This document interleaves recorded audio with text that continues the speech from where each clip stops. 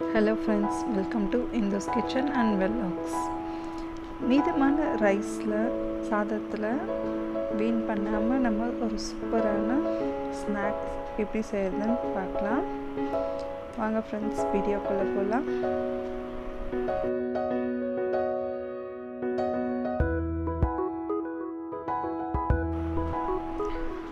இதுக்கு 2 கப் சாதம் எடுத்துக்கோங்க. மீதி வச்சிருந்த ரைஸ் தான். ஒரே ஒரு பச்சை மிளகாய் நான் ஆட் பண்ணியிருக்கேன். நீங்கள் வேணும்னா 2 பச்சை மிளகாய் கூட ஆட் பண்ணிக்கோங்க உங்களோட காரத்துக்கு ஏற்ப. அதுக்கப்புறம் 1/4 ஸ்பூன் ஜீரகம் ஆட் பண்ணிக்கலாம். ஜீரகம் போட்டு அரைச்சோம் அப்படின்னா ரொம்ப வாசனையாக இருக்கும், நல்லாயிருக்கும் டேஸ்ட்டும்.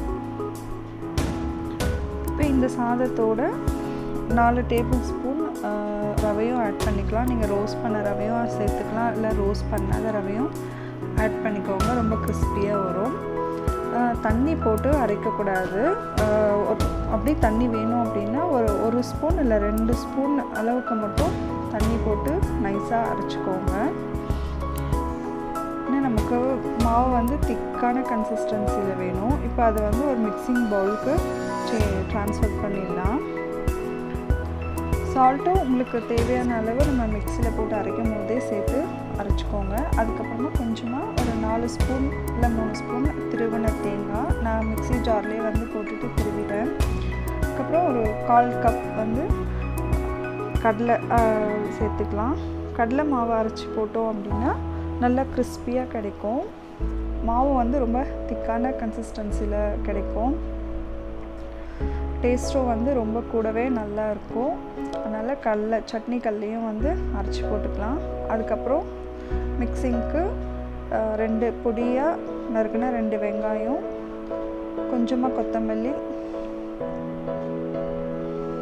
கொஞ்சமாக துருவின ஜிஞ்சரும் ஆட் பண்ணிக்கோங்க. உங்களுக்கு இஞ்சி வேண்டாம் அப்படின்னா பெருங்காயத்தூள் கூட நீங்கள் சேர்த்துக்கலாம். இப்போ இது எல்லாத்தையுமே நல்லா மிக்ஸ் பண்ணிக்கலாம். ரொம்பவே ஈஸி தாங்க இந்த ஸ்நாக்ஸ் செய்கிறது. நான் வீட்டில் செஞ்சு பார்த்துட்டேன். ரொம்ப டேஸ்ட்டாகவும் இருந்தது, நல்லாவும் இருந்தது. மாவோட கன்சிஸ்டன்சி பார்த்திங்கன்னா இந்த அளவுக்கு கொஞ்சம் திக்காக இருக்கணும். ரொம்ப தண்ணியாக ஆயிடுச்சுன்னா போடுறதுக்கு வராது. இப்போ எண்ணெய் காஞ்சிருச்சு. கொஞ்சம் மீடியமான ஹீட்லேயே வச்சு பண்ணலாம். முதல்ல கொஞ்சமான மாவு எடுத்து சின்ன பால்ஸ் போட்டு பாருங்கள்.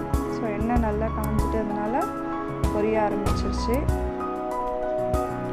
மீடியம் சைஸ் பால்லே போட்டுக்கோங்க.